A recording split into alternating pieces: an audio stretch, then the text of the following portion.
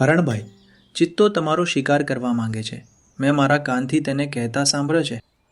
હરણને ઘેટાની વાત પર વિશ્વાસ ન આવ્યો. તે બોલ્યું, ઘેટાભાઈ, મને તમારી પાસેથી આવી આશા નહોતી. હું જાણું છું કે તમને ચિત્તો પસંદ નથી, પરંતુ એનો અર્થ એ નથી કે તમે કોઈના વિશે આવી વાતો કરો.